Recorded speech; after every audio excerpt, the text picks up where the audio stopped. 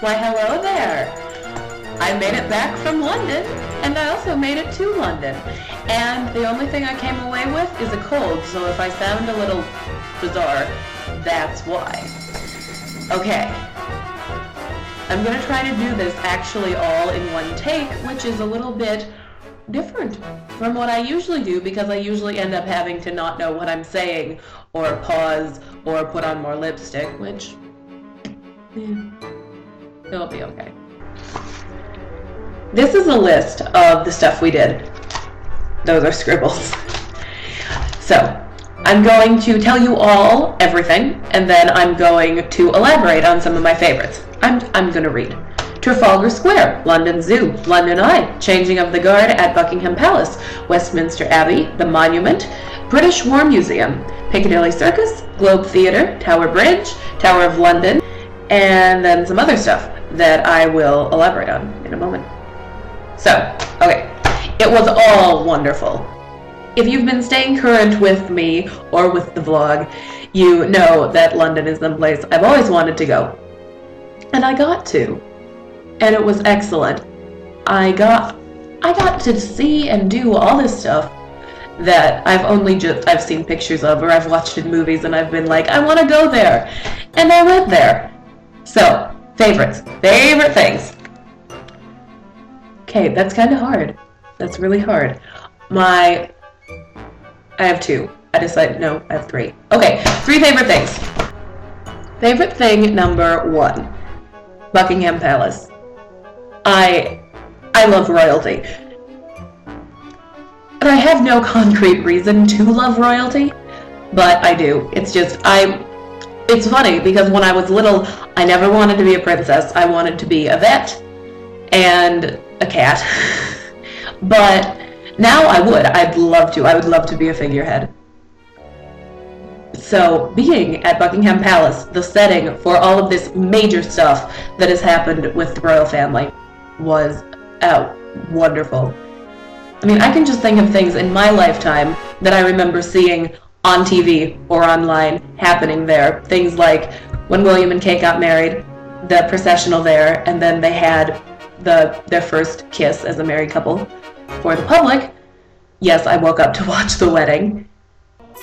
And then also I remember seeing the flowers that were piled by the gates when Princess Diana died. I remember that, and it's just, I had shivers when I was there because it is, things happen there.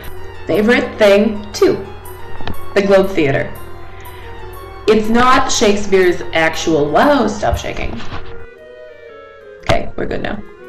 It's not Shakespeare's actual Globe because that burned down, and then it was rebuilt, and then it was taken down, but it's a really exact replica.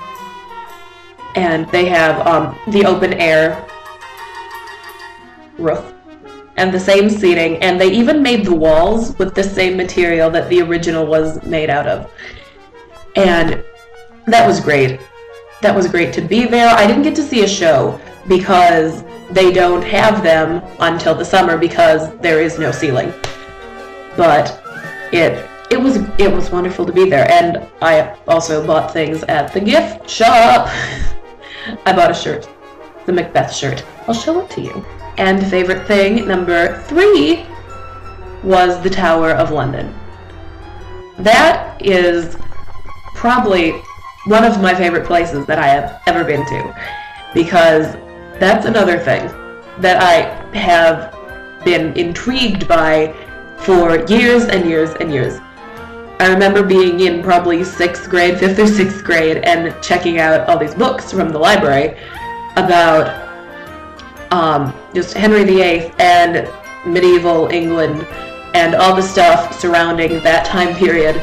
And I remember reading about the torture devices, and I thought they were interesting. I didn't think they were solely disgusting and horrible. I mean, I thought they were, just to clarify that, but it was just, the whole thing was interesting. And one of my favorite scandals from history is Henry VIII and all of his wives, especially Anne Boleyn, because, history time, okay. He was married to Catherine of Aragon, and he wanted to divorce her, but the Roman Catholic Church would not let him. And so he said, okay, well, I'm the leader of the Anglican Church now, the Church of England. So he allowed himself to divorce Catherine of Aragon, and he married Anne Boleyn, which would be the perfect place to stop this movie. But no, he had Anne Boleyn beheaded, which I'm assuming people know. And then he got married 4 more times, and then he died. But the wives that he had killed were executed at the Tower of London. And I got to see the spot where it happened, where they got killed. They don't have it exactly marked, but they think it's by where a water fountain is now, because there's all this grass and then there's this water fountain, which is, I mean, a good use of the space. So I got to sit in the exact place where Anne Boleyn got her head chopped off and where Catherine Howard got hacked to death with an axe. So goes the legend. And I know that's really morbid. I know that's really morbid to say, well, I got to be where these people died, so that's why it was one of my favorite places to go. But it's hard to explain. And I don't like that they died. I mean, don't get me wrong, that's not why I like it. It's so interesting. All in all, it was a wonderful trip. I mean, I was with great people. I saw these fabulous things. And I went to London. But next up, we've got Copenhagen. In less than 12 hours, I'll be on a bus to Copenhagen. We're gonna stay overnight and then come back. And we're meeting to leave tomorrow at 6:45 in the morning, meaning I have to get up earlier than that. And after that, I have a week of nothing, school. And then I'm going to Copenhagen again to meet one of my friends from college, and then he is gonna come back to Vecqua with me. His name is Austin Seaborn. Hi, Austin. And he is currently studying in Germany. And this will be his first time in Sweden, so he needs to be excited. So I hope everybody has a really good weekend, and I'll be back early next week. All right. Goodbye. Okay. Yeah, this did not get all done in one take. So, we're cutting it again.